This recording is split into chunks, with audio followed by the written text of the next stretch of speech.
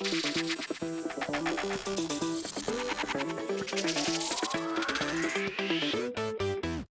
Chicago Bears destroyed the Cincinnati Bengals by a score of 27-3. It took a little bit of time for our starting offense to get things going, but Caleb eventually got things going, scored a big rushing touchdown, and the Bears beat the Bengals by a big margin. What's going on, guys? I'm back with another Chicago Bears post-game reaction video, which I'll be doing after every single Bears game this year. I was actually at this game myself, had a lot of fun at this game. It was raining in the second half, so that kind of sucked, but besides the rain, it was a pretty fun atmosphere to be at. The crowd was super loud, super electric, cheering on Caleb Williams for his home debut at Soldier Field, and I saw a bunch of Caleb Williams jerseys everywhere. I saw a bunch of Rome Odunze jerseys everywhere as well, so it's cool to see the crowd at Soldier Field already believing in a rookie class this year. And obviously it was not the ideal beginning. We went 3-and-out back-to-back drives to begin this game, which is obviously not good going up against backups on the Cincinnati Bengals. But guys, our starters destroyed the Bengals starters in practice, right? So I'm not really worried about us struggling against backups. We proved it against the starters in practice. I know it's only practice, but we did pretty well against him, against Joe Burrow, against the Bengals starting defense, right? So I know some people out there are saying that, oh, Caleb did so poorly against the backups. I'm not worrying about that whatsoever, because obviously there's going to be kinks in this offense to work out, and it's not going to be perfect all the time. And we did score a touchdown eventually in the first half, right? So obviously not good that we went 3-and-out back-to-back drives to begin this game. The third drive we actually did score a field goal, but again, maybe not the best drive going up against backups. But the fourth drive we finally scored a big-time touchdown. And talking about the day that Caleb had, I thought he had a pretty good day for the most part. I know we only scored 10 points under him, which, again, going up against backups is maybe not the ideal stat line, but I thought he made some big-time throws in this game, which had a lot of people very excited. So I want to highlight some of them. One of the bigger ones is obviously going to be that throw in the fourth drive where he had that big throw running to his left, all the way downfield to Rome Odunze for the, I think it was like a 42, 41 yard, 45 yard pass down the field, which is right in the hands of Rome Odunze. Rome Odunze did not really have to adjust to it. It was perfectly thrown, perfectly placed, and that is such a hard throw to make because Caleb was basically, again, sprinting to his left and definitely off platform, awkward arm angle, but Caleb is the type of quarterback that can make those types of throws look so damn easy. Okay, I was very impressed by that throw. Again, it reminded me so much of Patrick Mahomes, which even Tyreek Hill tweeted that out on Twitter, that Caleb kind of reminds him of Patrick Mahomes. I'm assuming he's referring to Patrick Mahomes in this tweet. Obviously he is, playing with Mahomes earlier in his career, but the fact that Caleb is already getting, top superstars in the NFL to pay attention to him because of how special of a quarterback he is, how special arm talent he has, is so extremely exciting. I mean, Caleb is the type of quarterback where if the game is tight or if the offense is having a bad day, he can change things around in a hurry with a big-time throw like that to revive and jumpstart the Bears offense. So that was a fantastic throw by Caleb Williams, really showing off his arm talent. He also had another deep pass on that third drive to Tyler Scott, which actually got called for pass interference, and that really showed off his deep ball accuracy. That ball was perfectly placed for the most part. Maybe it was a little bit out of the reach of Tyler Scott, but Tyler Scott could have caught that, if he kind of timed that a little bit better, right? So, maybe not the best timing on that for Tyler Scott, and maybe Caleb could have been a little bit, better with that accuracy, but for the most part, that was a fantastic throw, and it drew the pass interference anyways, which is probably why, Tyler Scott was not there to make the catch, right? So, again, a big-time play down the field to really jumpstart the Bears offense when nothing was going their way.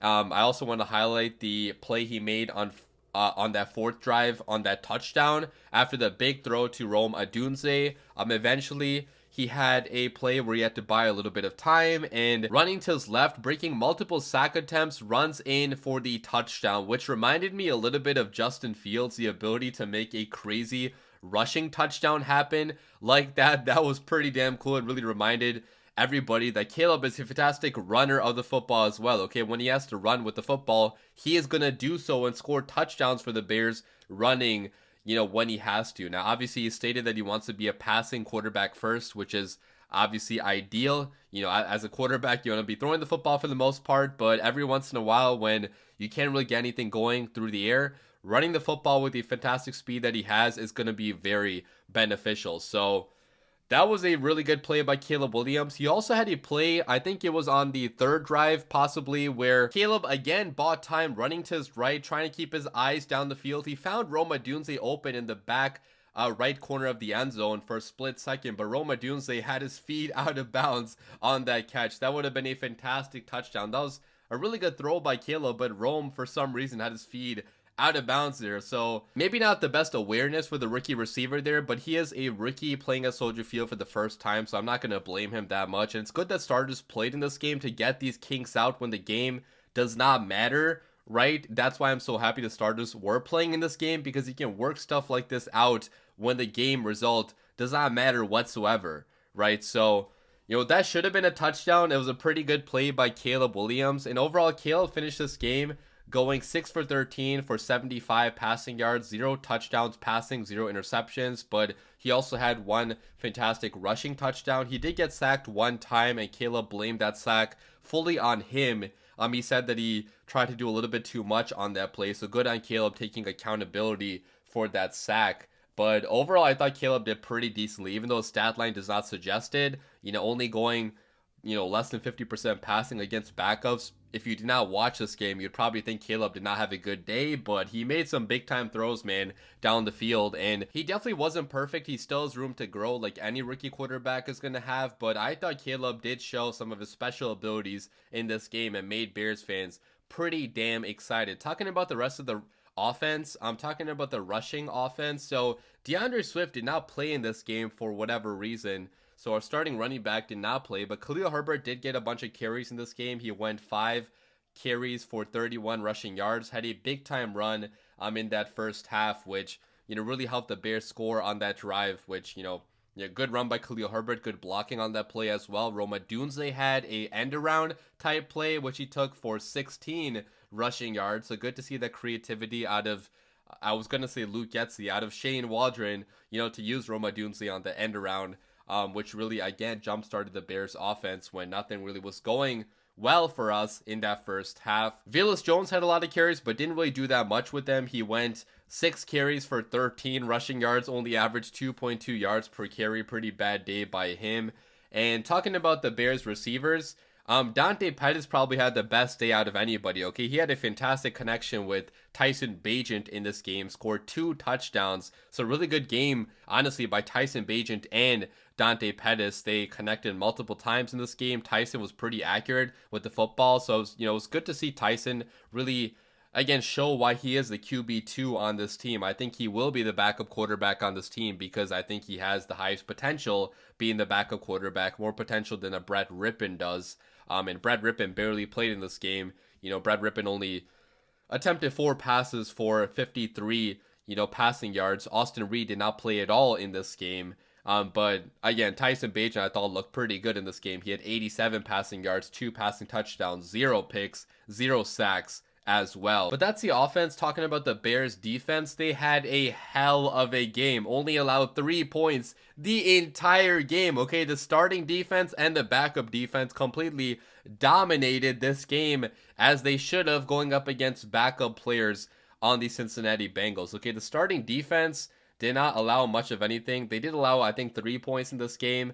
But Kyler Gordon, man, came through on a bunch of blitzes. I think he got blitzed multiple, I think it was 2 times he came through on a blitz. And let me pull up his stats right now. But I believe Kyler Gordon did have 2 tackles for loss. He had 1 sack in this game, which that quarterback, whoever it was, of the Cincinnati Bengals got caught completely unaware of Kyler Gordon just screaming off the edge for that DB blitz. So, great play calling there by our defensive coordinator to really catch that quarterback by surprise and get that big time sack. And Kyler, again, really showed off his big time playmaking ability in this game. It was good to see him out there on the football field. He's missed a lot of practice time, but he looked pretty damn good in this game. Our entire secondary was shut down, locked down for the majority of the game.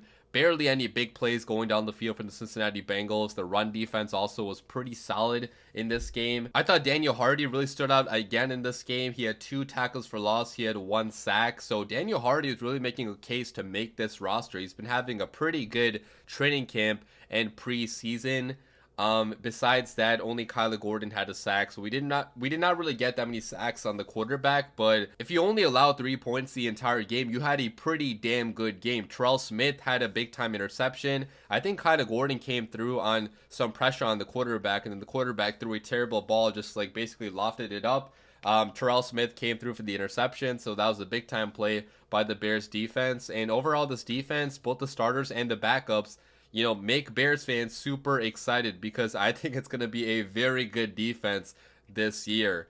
So, really good play by the defense. Talking about the special teams a little bit, Cairo Santos made a couple field goals, and Torrey Taylor, my guy, had a booming punt down the field. It got aided by a penalty, but I think that ended up being like a 60-plus yard punt, which flipped the field completely for the Chicago Bears. And again, when the offense is struggling, when Caleb is not having a good day, Torrey Taylor and the Bears defense are going to help the Bears win games. So it was not a bad pick to select a generational punter in the 4th round. Okay, if anything, that was a steal by Ryan Poles in the 4th round, and Torrey Taylor is going to help the Chicago Bears win a lot of football games this year. But that's basically it for my recap of this game. I don't have too much to say because the starters only played, about a half, and there's only so much you can take away in preseason going up against backups, but I thought it was a pretty good game by the Chicago Bears. The starting offense could have been better. Obviously, it took them a lot of drives to score points against the Cincinnati Bengals backups, but again, they did really good against the starters in practice, so I'm not freaking out about that